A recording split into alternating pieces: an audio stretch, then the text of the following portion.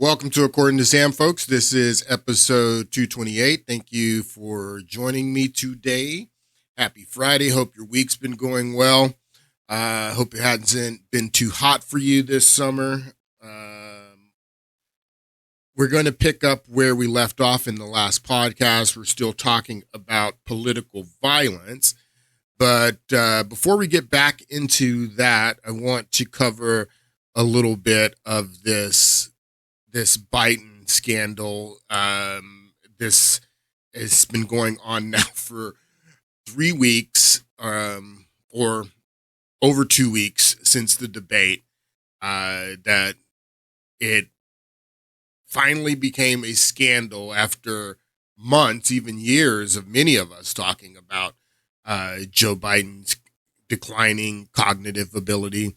After the debate, I guess it was 2 weeks ago, 2 Thursdays ago, that it became a scandal. It was obvious that Joe Biden was declining, and he's declining. He's not at, that severe stage of dementia, but you can see that he is headed to that severe stage of dementia. He gave his big boy, they called it the big boy press conference yesterday after the NATO summit, and everyone was saying how well of a job that he did, that foreign policy is his wheelhouse, that he was on the Senate, the chair of the Senate Foreign Relations Committee for a long period of time in the Senate, and as vice president, he was the liaison for the Obama administration after the coup d'etat in Ukraine in 2014. So he's well versed. He understands foreign policy. Not going to ding him for misspeaking. I misspeak on this podcast all the time. It happens. But the substance of the answers that he gave yesterday in his big boy foreign policy speech, everyone's giving him, Trump could never give a foreign policy speech like that. The substance, the demand of the facts that this guy had, I mean, if you listen to the answers that he gave, if you support taking us to World War III, then that was a great press conference. He did great. If you support his policy of NATO expansion, then that was a great podcast for you.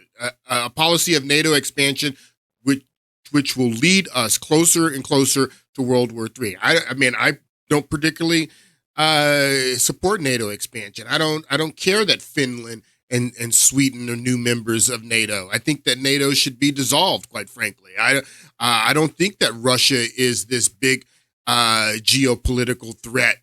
I believe that we can have peace with Russia. I don't believe that we should have meddled in Ukraine in 2014 and caused the problems in Ukraine that led to this current war. So just purely on the substance of that press conference yesterday, I thought it was a disaster. And I'm not even talking about him calling Vice President Harris Trump, or before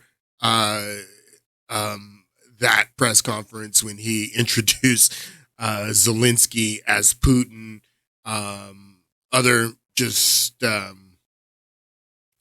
the guy is in cognitive decline. It's undoubtable at this point. It's really amazing watching what's going on. I want to start with this clip today. Hold on one moment. This was a CNN report this week. When I saw this, it made me sad. It made me sad because I was like, they have no more ideas. It's like that clip of James Carville when he says, everything that we're throwing, it's like spaghetti that we're throwing at the wall and nothing is working. And I see these guys thinking, January 6th isn't working. The threat to democracies isn't working. What can we do? Well, bring back Russia. Let's bring back Russia. Run Russia again. And this is a clip of a CNN report.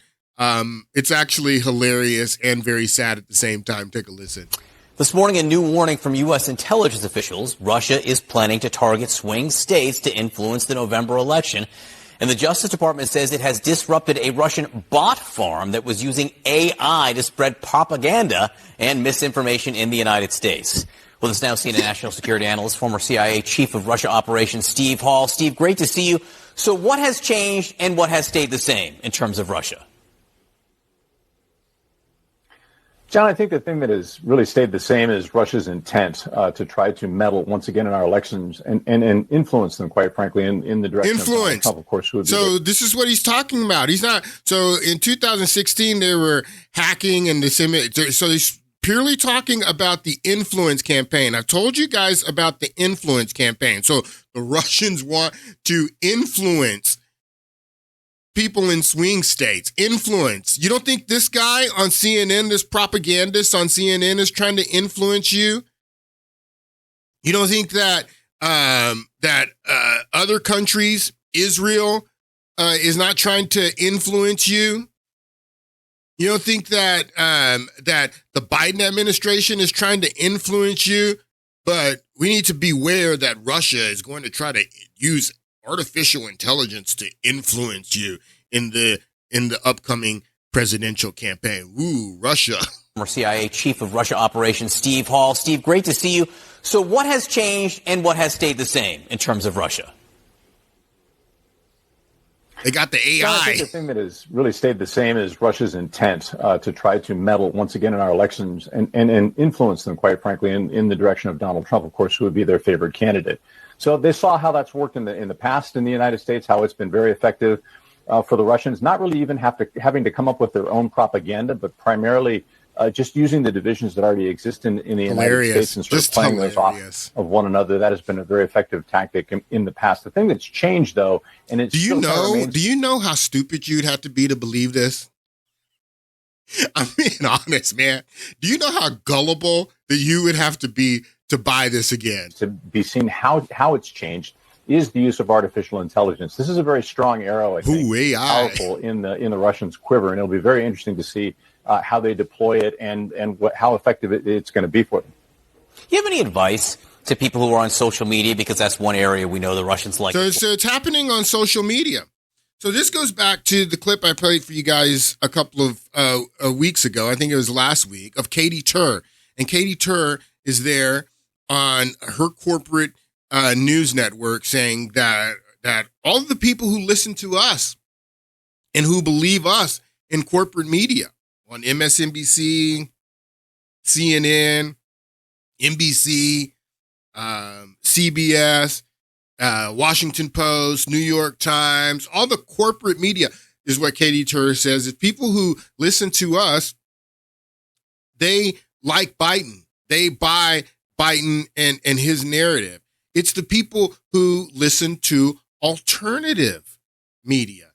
And then she specifically says on social media. So this is where social media. So this is what this guy asked. So Russia wants to influence the election, and they particularly want to do it. It's through a influence campaign. They want to use artificial intelligence to influence you. People were. It's so funny. I wish I would have had that story clip, but there were people after the debate theorizing that Joe Biden should use artificial intelligence to get his message across.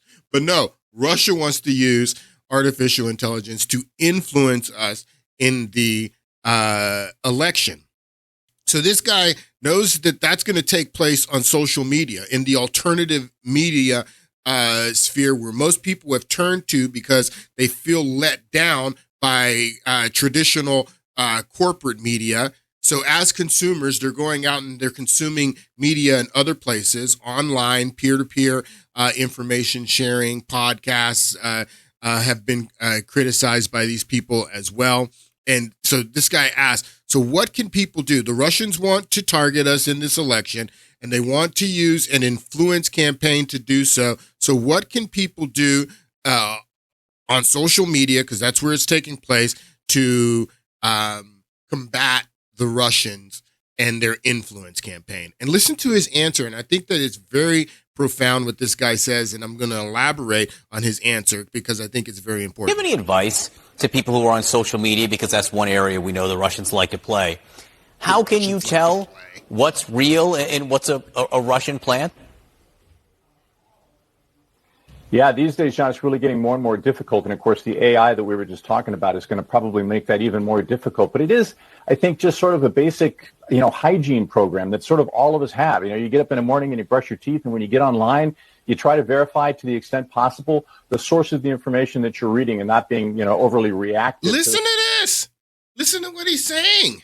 He's saying that it doesn't matter who's trying to influence you. If it's this clown on CNN, if it's the Biden administration or campaign trying to influence you with their propaganda, if it's the Russians, if it's Israel, if it's Saudi Arabia, it doesn't matter who it is. It doesn't matter if it's somebody on the street trying to influence you. That the answer to combating an influence campaign, it doesn't matter where it's coming from, is to be a smarter consumer. People, you are consumers of information. Again, I bring it back to the way that you consume food. You need to think about the way you consume information the same way that you consume the food that you put in your body. Are you conscious about the food that you put in your body? Do you abstain from some foods because it's not healthy for you?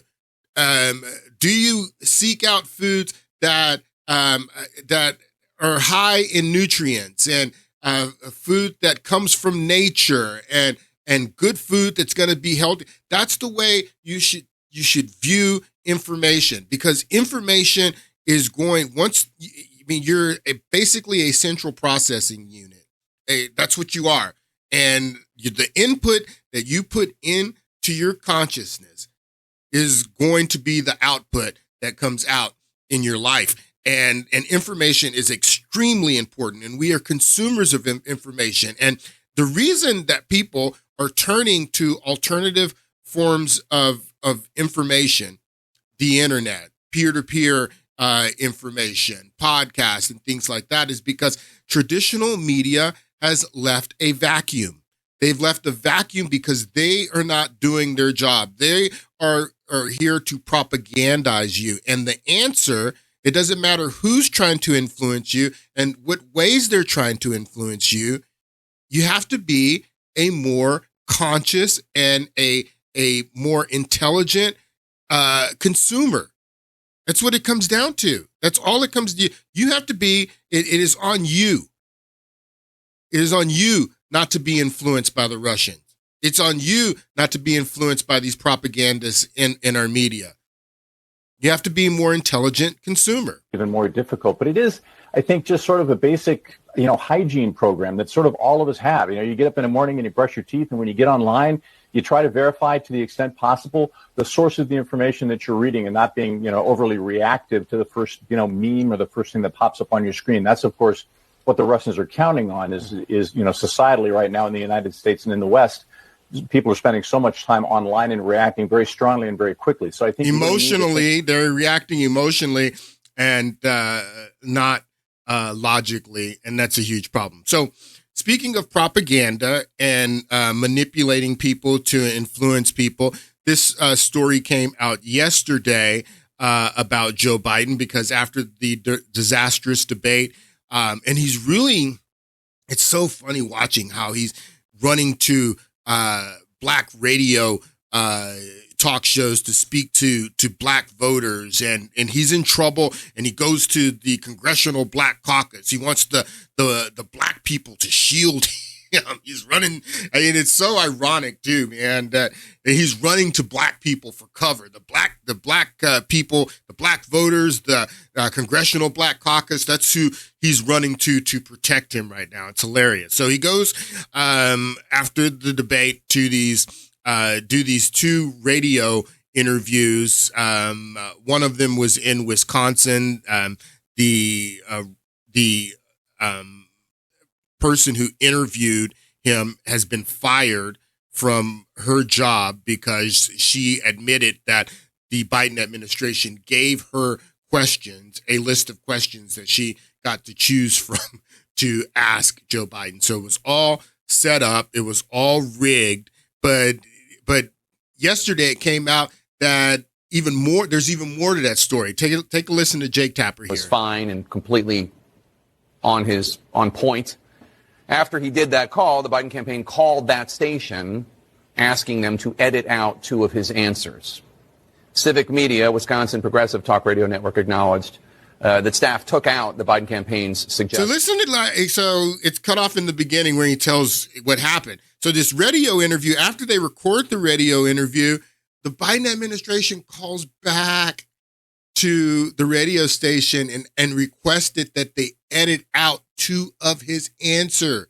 You want to talk about propaganda? You want to talk about influence campaign? They want you to worry about the Russians, and this is what's going on after his disastrous debate, and them hiding all the information about his mental decline before the debate. They hid all that from us and lied to us, cheap fakes and all that stuff.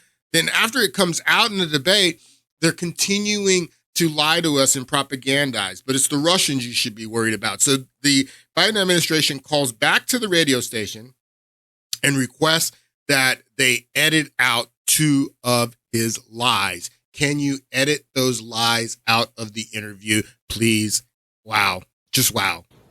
Civic Media, Wisconsin Progressive Talk Radio Network, acknowledged that staff took out the Biden campaign's suggested edits, deleting 2 answers from the president's July 3rd interview with host Earl Ingram. The first answer is Biden said, quote, "I have more blacks in my administration than any other president, all other presidents combined, and in major positions, cabinet positions."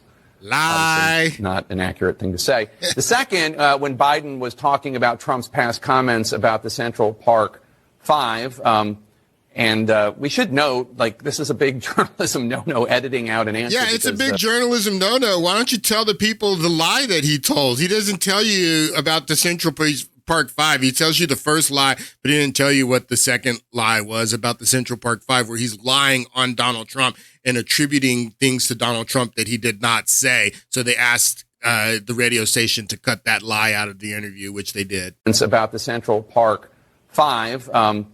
And we should note, this is a big journalism no-no, editing out an answer because the politician in his campaign didn't like it, or they didn't like how he came across. I don't know exactly the reason. We'll find out from the Biden campaign. A big journalism no-no. It's propaganda, people, but you should be worried about the Russians. They want you to be worried about the Russians now. This was a biographer of Joe Biden. He's written books on Joe Biden. He's interviewed people in Joe Biden's orbit, but I want you to listen to what this biographer says about Joe Biden. So reported extensively on this president in the White House. You've interacted with him for this book. Okay, what were those interactions like? Well, the thing to understand here is that the DNA of this White House is controlling the narrative. Yeah. And I can tell you, having written a book about it, that this White House is the most battened down, buttoned up, scripted White House in modern history. So while I was able to interview in real time almost all of Joe Biden's inner circle, when it came to Biden himself, the deal was written answers to written questions. I'd never heard of that before. Was that a red flag for you? Well, look, you can look at it 2 ways. I mean, this is obviously a White House with either with something to hide or just obsessed with controlling the narrative. I will tell you that one of the president's closest friends thinks that Joe Biden should go up to Walter Reed. All right, so he says that this is a White House, and Joe Biden promised transparency, promised openness. His biographer here says that this is a White House either with something to hide or, what does he say? What's the or? 2 ways. I mean, this is obviously a White House with either with something to hide or just obsessed with controlling the narrative. Maybe they're obsessed with controlling the narrative because they have something to hide. Did you ever think about that? Maybe that's why everything is scripted and everything is hidden. Maybe the reason that they're doing that is because they have something to hide. Did you ever think of that? All right, let's get back into political violence. And I want to recap what we've talked about as far as this political violence up until this point. I started a few weeks ago talking about the left-wing political violence in the 21st century. We talked about the violence early in the century. In 1999, actually, is when we started with the violence at the World Trade event in Seattle that led into the 2000 election of George Bush, violence at the Democratic National Convention in Los Angeles in 2000, a little bit of violence at the RNC, not very much political violence in 2000, but once the election was over, you had the Florida recount, Bush v. Gore, and then George Bush on his inauguration day. We had political violence, a lot of political violence there in Washington during his transition. Bush had a violent transition. So did Trump. He had a violent transition, as we're getting ready to see. Joe Biden did not have a violent transition. Washington was peaceful on January 20th, 2021, behind the fence that they put up after the riot. Joe Biden's transition was very peaceful. But Bush's in 2001 was not. And Trump in 2016, we're going to watch another clip here again about that. So we had 9/11 that happened 9 months into Bush's first term that extinguished the political violence. There was this moment where the country had come together. We had just been attacked, and you don't really have political violence in this country in a major way until 2016, when Trump starts campaigning for president. And then at his rallies, as he went to particularly liberal strongholds behind enemy lines in Democrat-controlled cities, these Democrat cities, they did stand downs. They allowed the violence to happen. And it was chaotic at all of his events. His supporters would go to the events. They would come out of the events. They would get attacked. I just want to recap some of that. Take a look. Chaos last night outside a Donald Trump rally in California. Hundreds of protesters took to the streets, some waving Mexican flags, bringing traffic to a standstill. This car was trapped by protesters. That's not cool, guys. Finally. All right, so that's the Orange County rally. This is the San Jose rally. Terrifying night of violence as Donald Trump supporters were attacked by an angry mob waiting for them outside a Trump rally. It happened in San Jose. As the crowd headed home, they were set upon. One young woman tried to take them on, proudly showing off her Trump shirt. She's egging them on. Then it turned scary. She's hit in the face with watermelon and raw eggs. Oh my God. Okay, so those were Trump's rallies all across the country. I don't have time to show all of them. Trump ends up winning in 2016, and then this was Trump's inauguration. Again, he did not have a peaceful transition. Burning cars and smashed windows. A small group of protesters dressed in black, their faces covered. So look, the Antifa Black Bloc. You didn't see these. You saw these guys in 1999. The Black Blocs. In Seattle, you also saw a little bit of these Black Blocs, Antifa guys with the red flags. Look at the red flags. You saw them. This is Trump's transition, people. You saw them a little bit in 2000, but they kind of disappeared. You don't see these guys come back until 2016. The Antifa mobs. They're going to be very important when we get into 2020. These guys. So this is Trump's transition again. A small group of. Do you remember Joe Biden said that Antifa was an idea? I don't have that clip prepped. We'll probably play that clip in the next podcast. I want you to hear when Joe Biden says Antifa is an idea, is what he said. Protesters dressed in black, their faces covered, armed with hammers and bricks. facing off with thousands of officers on site, many in riot gear, confronting them with flashbang grenades and tons of officers injured. The Democrats didn't care anything about these officers that were injured during Trump's transition. They didn't care anything about them going to the hospital, being injured. I mean, nothing. You hear nothing about these poor police officers or anything. And this, again, when Nancy Pelosi refuses to work in a real bipartisan commission with Republicans, because Republicans wanted to look at all the political violence. They wanted to do a deep dive and do a independent bipartisan commission looking all the political violence. Nancy Pelosi said, no, we only want to look at January 6th political violence, and we only want to look at Trump's role. So this is the violence that I'm showing you right now, all the violence that Republicans wanted to look at in a real commission, bipartisan commission. Nancy Pelosi said no. All right, so this is the Trump's inauguration.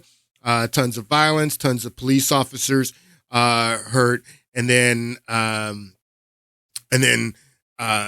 so the violence kind of quells in during Trump's administration. You do see a little bit of violence, but this mob violence and Antifa, you don't really see this stuff come back until the end of Trump's term in 2020. And it started in Minneapolis, and we watched a clip from the movie The Fall of Minneapolis. It started with the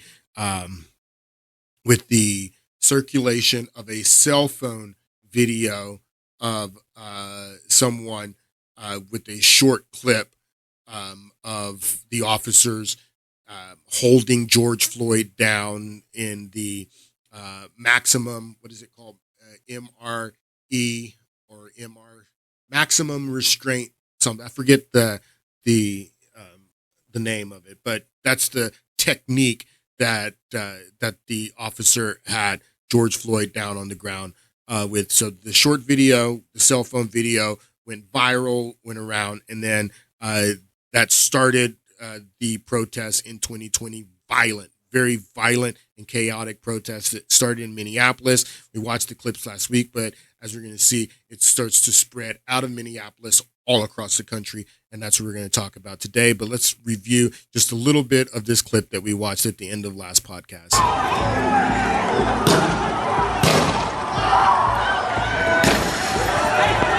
We were in a squad car, me and my partner, and we were at Chicago and Lake. And we had a observe and report post, basically. So we watched them with our own two eyes break into the T-Mobile store, Foot Locker, Chicago Lake Liquors. So Minneapolis set the model. The looting started in Minneapolis, but everybody, saw on TV, everybody saw that the looting was a tactic, that it was used as a tactic. They wanted the economic collapse because you're already having, a horrible economy in an election year because of COVID.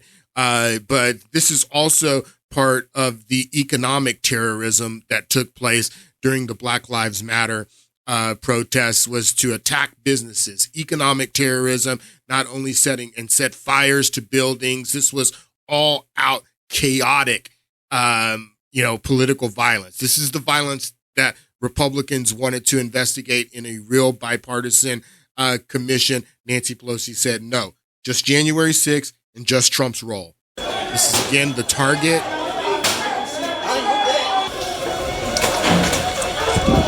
This is economic terrorism. So this became the model. This is like day 1, 2, and 3. All this, like, Minneapolis is the ground zero. So once the rest of the country, look at this woman, this Muslim woman, she's Somali. Look at the Somali woman here. Look at this. You can tell she's Somali. They have a huge Somali population. She's got her mask on, but her Somali. It's economic terrorism, people.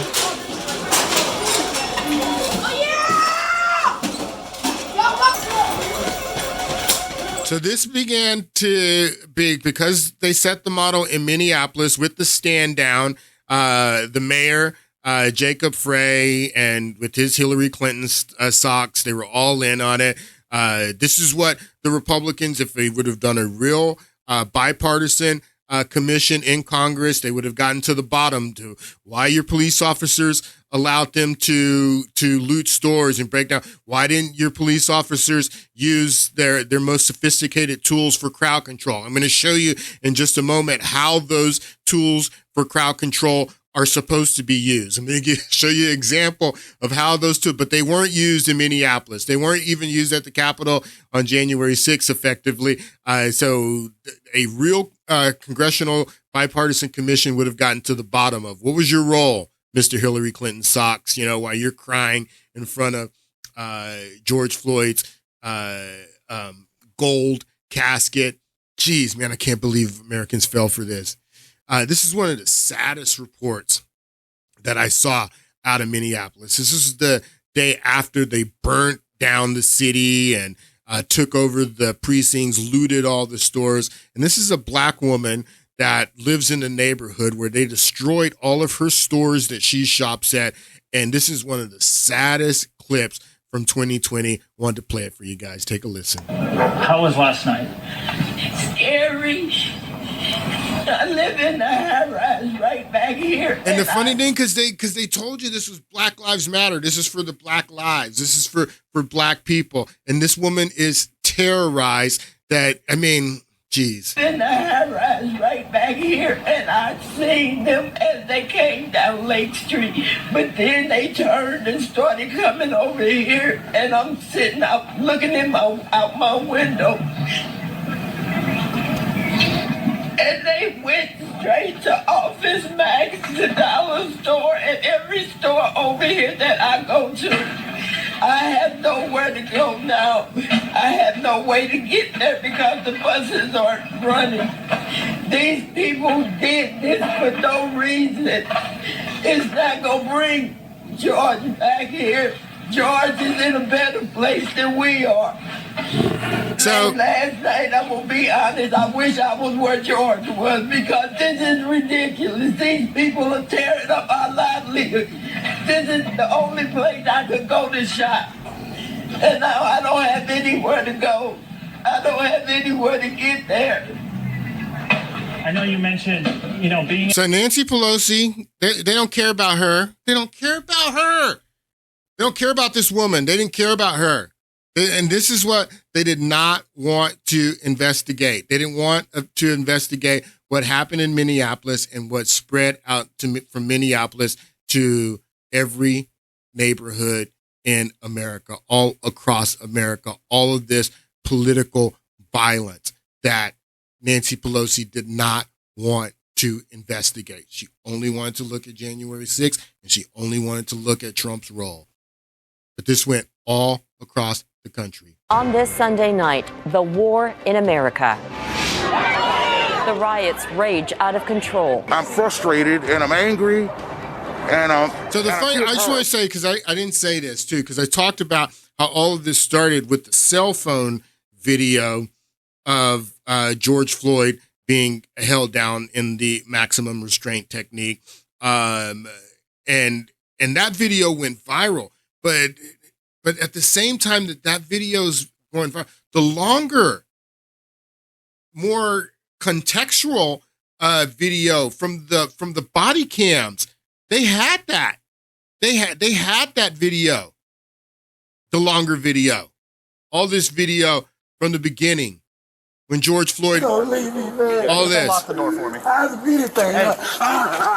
all of this. Stop falling down. I'm claustrophobic, man. So they had all the video.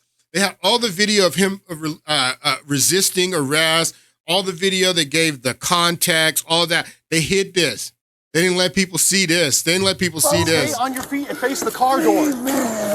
So they only let the short clip go viral. They didn't give people the context, and they told people you should be angry. So this guy's like, yeah, I'm angry. Yeah, you're angry because they didn't give you all the context, bro. You don't even know what happened. The violence that has hijacked protests across the U.S. George Floyd's death brings racism to the forefront. He's just the latest tipping point in a string of killings. The rallying cries for police accountability and equal justice. The accusations that Donald Trump is inflaming the unrest. The president has a role to... The accusations that Donald Trump is inflaming the unrest. What does this have to do with Donald Trump, people? What happened in Minneapolis to George Floyd? Why did it have anything to do with Donald Trump? How did they? So not only do you know how many black men were killed by police officers during the Obama administration? Do you know how many high-profile murders of black men that there were under the Obama administration? High-profile black men. Nobody ever blamed Obama. Nobody ever said that it was Obama's fault that Trayvon Martin was killed, or Obama's fault that that any of them that happened under Obama administration. Nobody ever said that it was Obama's fault. So after George Floyd's death, and them circulating only the cell phone video, not the body cam video that gives you all of the context, then they started saying that it was Donald Trump's fault. It was Donald Trump's fault in an election year, that Donald Trump was the reason that George Floyd died in Minneapolis. Accusations that Donald Trump is inflaming the unrest. The president has a role to play nationally in calming the unrest. Why hasn't the president appealed for calm? Why hasn't the president? These are Nancy Pelosi's constituents. Why hasn't Nancy Pelosi appealed for calm? Can you show me a video of Nancy Pelosi appealing for calm? Can you show me a video of Kamala Harris appealing for calm? Did Maxine Waters appeal for calm?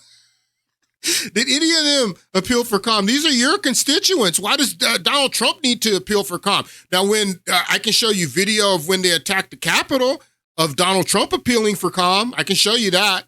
When supposedly his supporters attacked the Capitol, then I can show you many text messages of Donald Trump appealing for calm, telling his supporters to calm down. And before the riot even happened, he asked them to be peaceful and patriotic. And these are your constituents, Democrats. Weren't you telling them to be calm? Why is it on President Trump to tell them to be calm? But nevertheless, the protests, like I said, moved from Minneapolis, which was the ground zero, to all areas of the country. But initially, the very next stage of the protest was Washington, D.C., and they began protesting at the White House the day after Minneapolis. This is the crowd at the White House.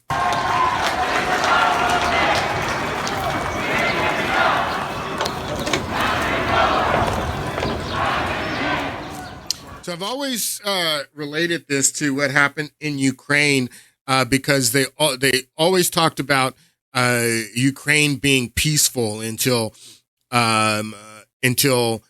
the forces of Yushchenko, or not Yushchenko, Yanukovych, when the forces of Yanukovych started shooting at the crowd, and then it turned violent. So this is the same playbook, because George Soros is in charge of both.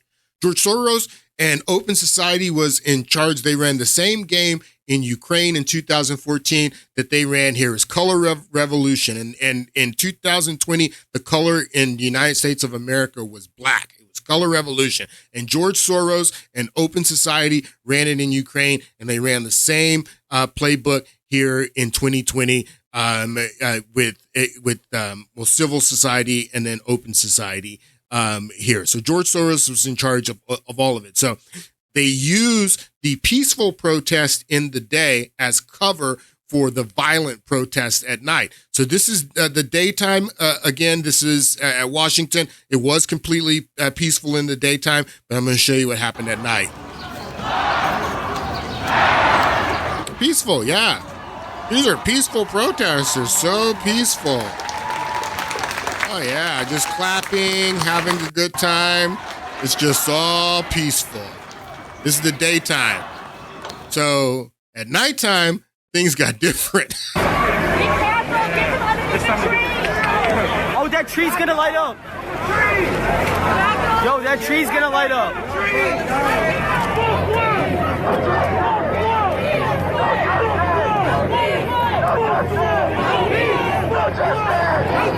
Got different. So there's violence, clashes with the police. This is a very famous video taken from a helicopter the night that they attacked the Capitol. You can see the fires all over Washington, D.C. You can see the smoke billowing, fire, peaceful. But they'll tell you that it was peaceful. You say, well, what was going on there in D.C. on June 1st? Well, it was peaceful protests on June 1st. All peaceful. That's the daytime. This is the nighttime. This is the nighttime right here. But they'll continue to tell you that it was peaceful. Here's another video. In Washington, D.C., this is happening near the White House. A protest started getting out of control. Police started firing tear gas into the crowd, and they are pushing the crowd back. There are multiple fires burning in that area right now. And so this is St. John's Church right here. So this is where the fires are going on is Lafayette Square. So this is Lafayette Square. This is right in front of the White House. And this is St. John's Church. This is one of the oldest churches in the United States. Fires burning in that area right now, and from a distance, smoke can be seen rising over the Washington skyline. There have been violent protests for a few days now there. Tonight, the Associated Press actually reporting that on Friday night, the Secret Service was so concerned that agents actually rushed President Trump into the bunker under the White House for his safety. So that became a big story, that Donald Trump was rushed to his bunker for his safety. Now, do you know how violent the protests had to be outside of the White House for the Secret Service to say, sir, we have to take you to the underground bunker?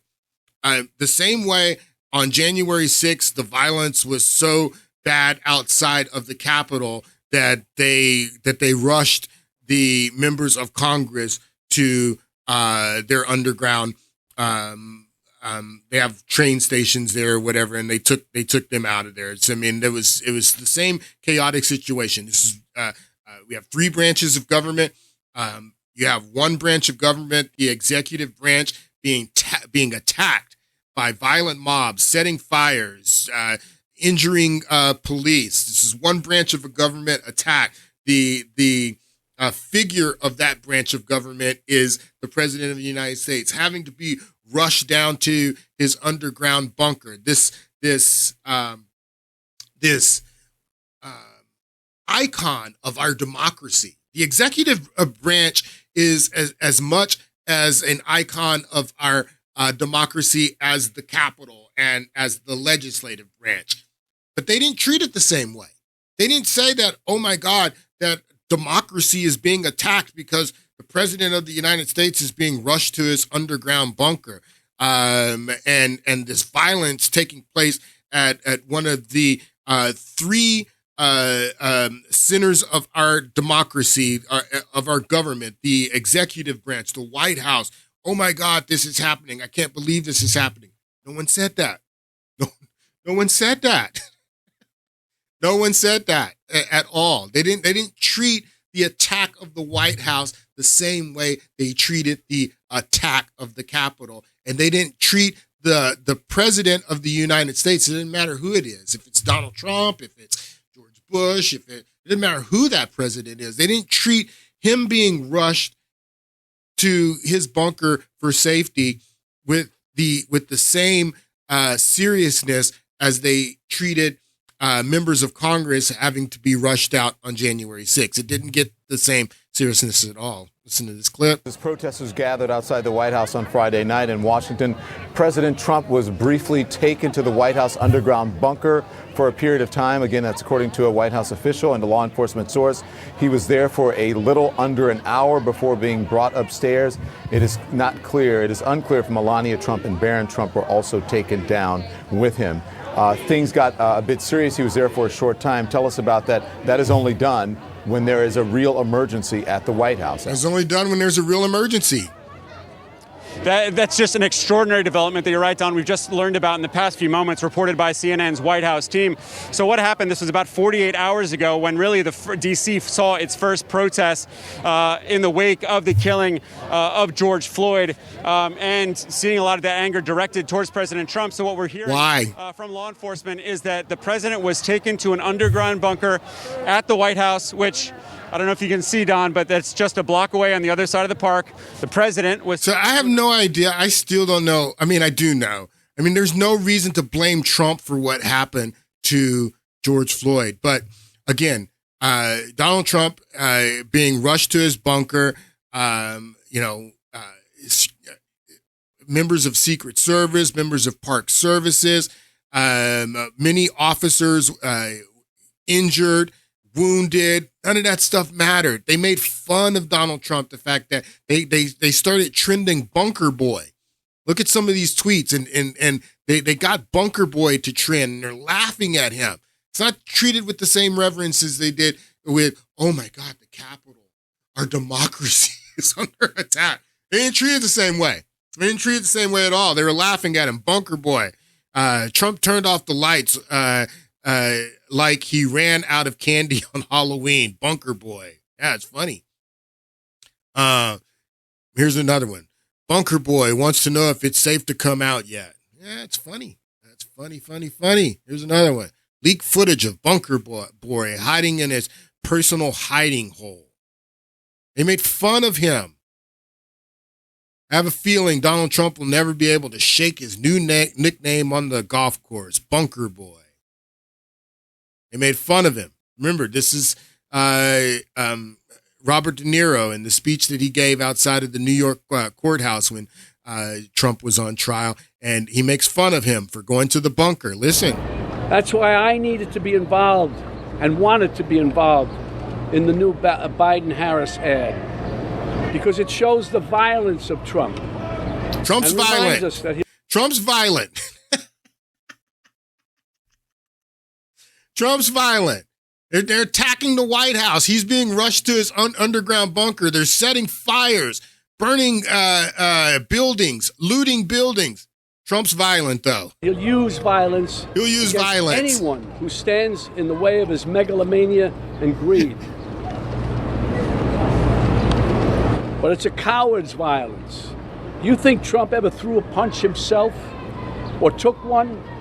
This guy who ran and hid in the White House bunker when there were protesters outside? No way.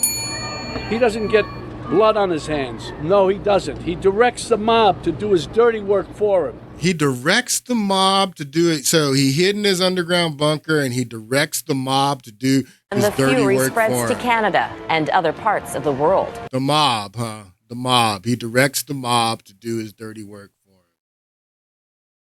him. Interesting. And he ran and hid in his underground bunker. Look at this.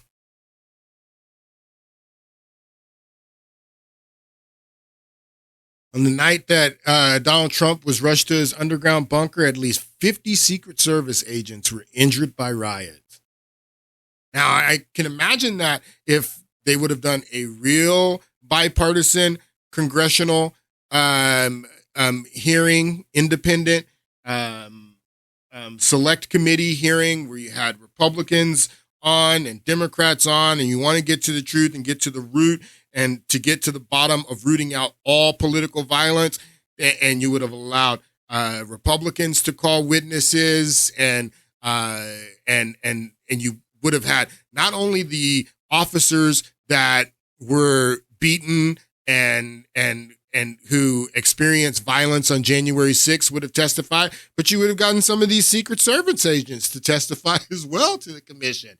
And they would have talked about what happened to them on June 1st because of the Black Lives Matter Summer of Love rioters. They would have talked about some of their injuries as well.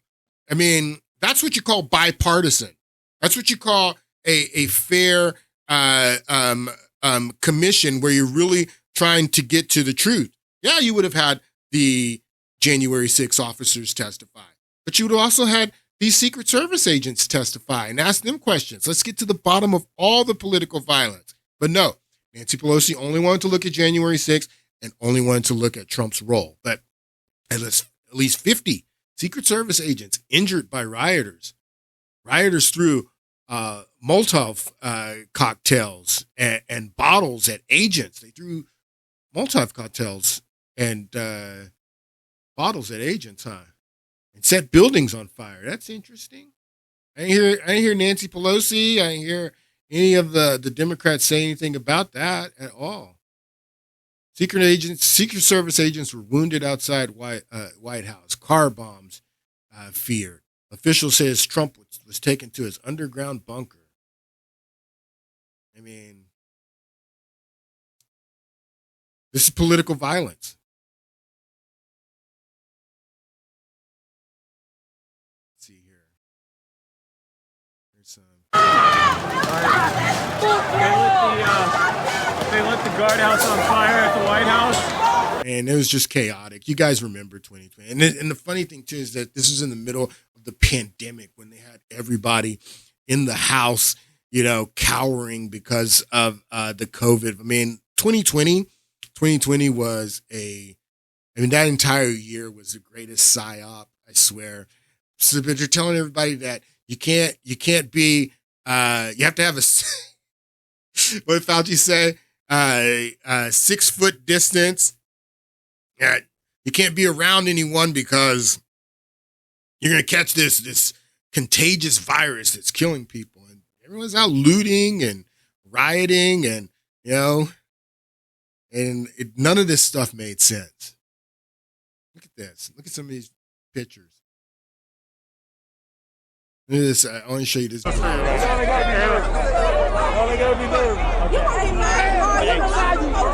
going to stick together here media-wise. I'm sorry, guys. Dude just gets clocked in the head, man. This Black Lives Matter riot, that they called the movement. I mean, it was just, remember this one from Austin. Let me show you this one. This is in Austin, Texas. This mattress right here belongs to a homeless guy who lives on the street there in Austin. I know exactly where this is. This is actually really close to the police station there because you can see the freeway here. So this is underneath the freeway right by 6th Street. I recognize this area. So this is actually really close to the police station. But who runs Austin? Austin actually voted to defund the police. We'll probably get back into this in the next podcast, but there were several municipalities that actually voted to defund the police. One of them was Austin, Texas. So this homeless guy lives underneath, somewhere underneath this freeway here in Austin. This is his bed. This old dirty mattress is his bed. These people don't care about that. They went and they snatched up his bed and they were going to use it for fuel so they can set this fire. And look at this. You don't see, and that's the funny thing. Look at this. These are all white guys. Look at his neck. This guy's white. He's white. They're all white. But it's for Black Lives Matter, though.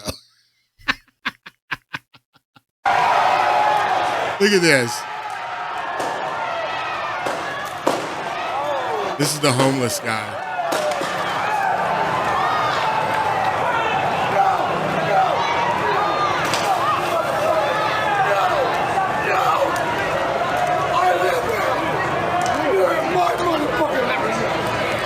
Live here.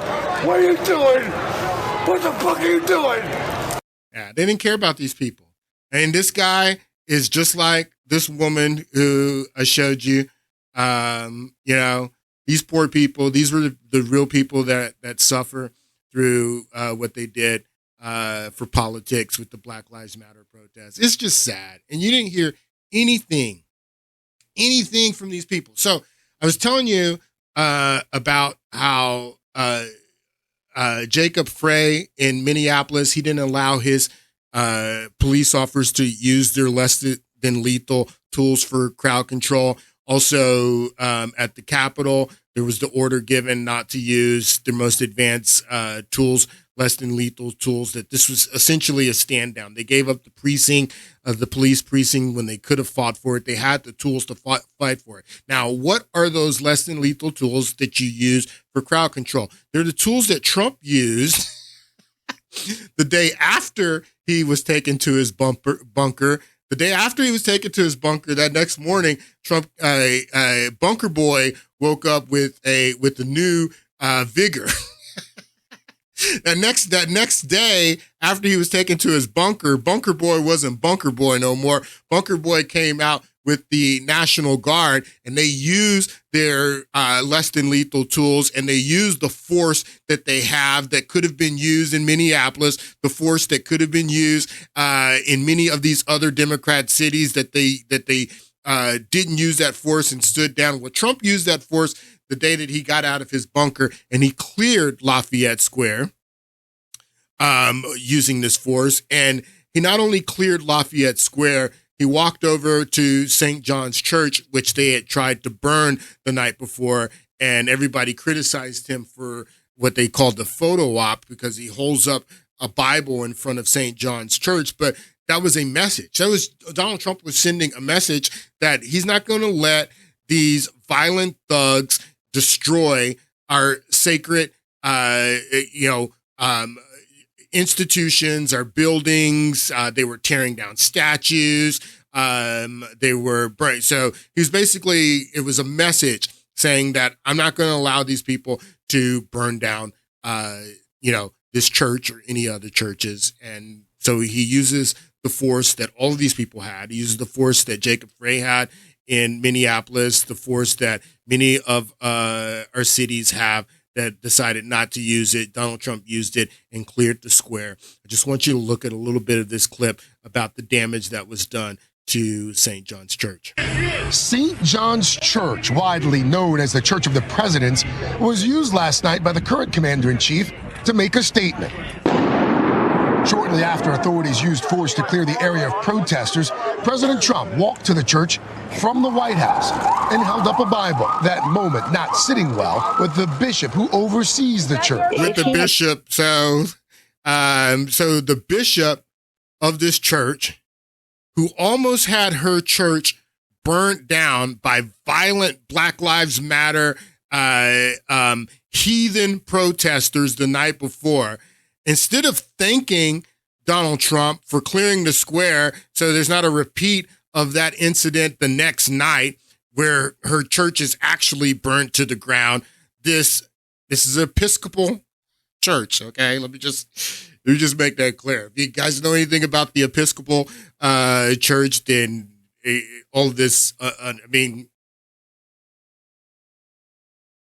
honestly, Trump should have let them burn the church down. No, I shouldn't have said that. Trump should not have let them burn the church down. But this is a Episcopal church with a female bishop, and she was upset that Trump used the force to clear the square. And I guess she would have been happier if Black Lives Matter would have burnt the church walked down. To the church from the White House and held up a Bible, that moment not sitting well with the bishop who oversees the church. If he had come to St. John's because he wanted to pray, if he had come to St. John's to lament the death of George Floyd and the grief that has been unleashed across our country, if that's your bishop, I feel sorry for you. I'm sorry. If this is your bishop, I feel sorry for you people. Floyd and the grief that has been unleashed across our country, that would have been an appropriate use of the sacred symbol. They tried to burn your church down. What's wrong with you? Of walking across the park to the church, but he did none of those things. Just one night earlier, flames ripped through the lower level of St. John's Church. And as you can see, there's definitely a fire here. The historic church set on fire by protesters is lucky to still be standing. Was this the nursery that was just used on Sundays, or? Mm-hmm. Yeah. The next day, the rector, Robert Fisher, showed me what was left. A charred changing table and melted children's toys. Wow. looks like they just busted open the window. If not for a fire door, the church could have been a total loss. They defaced this church. Listen to this guy. Watch what this guy says. Yeah, we are. I don't think those who did the defacing are representative of the majority of the protesters, who we have no problem standing with. His message for those who did We stand with the protesters that tried to burn down our church. We have no problem standing with them, is what he says. Protesters who we have no problem standing with. No, that's not exactly what he says. He says that the people who tried to burn the church are not representative of the protesters, and we stand with the peaceful protesters. That's basically what he says. The daytime protesters. I think those who did the defacing are representative of the majority of the protesters, who we have no problem standing with. And that was the narrative, that the people that are doing the looting, which was everywhere, people that are setting the fires, which was everywhere, people that are doing the violence and attacking people and economic violence, all this stuff, which was everywhere. None of that was representative of the movement. None of that was representative of the movement, is what they said. For those who did set the fire? I have no idea. So this is funny too, because he says that the people who set the fires are not representative of the movement, but the people who did set the fires, what's your message to them? This is hilarious. Listen. His message for those who did set the fire? I have no idea. I don't think it's right for me to speak on behalf of every parishioner, but I can speak on my own. I forgive that person. Why? Because that is what... They know not what they do. So he forgives them. He forgives them because they know not what they do, but they're critical of Donald Trump for using violent or not. He used force, a non-lethal force to clear the square, to save the church. They don't forgive him. They don't forgive Donald Trump for what he did in clearing the square, but they forgive the people that tried to burn down their church. This is a mental illness, people, a mental illness. We're going to get back into this in the next podcast. In the next podcast, we're going to talk about what the reaction to all of that violence in the summer of love was from these people. I mean, this is one of the most offensive things that I have ever seen. These African scarves that they put on, and how they use this to. I mean, what is this? What does this scarf have to do with Black people in America? What is this? What does this have to? I've never seen this before in my life. I've been Black in America for 50 years. I've never seen this. What is this? This African stuff. This was so offensive. But they were going to use this for politics. I'm going to show you what all these people said. Oh, yeah, we're for the Black people. Black Lives Matter. I mean, what a clown show, people. Anyway, again, we're going to talk about this more in the next podcast. I'm going to show you what all those politicians said, how they encouraged the violence, promoted it. Nancy Pelosi did not want to have a real congressional committee hearing looking into all of this stuff. She only wanted to focus on January 6th, only wanted to focus on Trump's role. And there's a reason why. We'll get back into this in the next podcast. Hope you enjoyed it. You guys have a great weekend.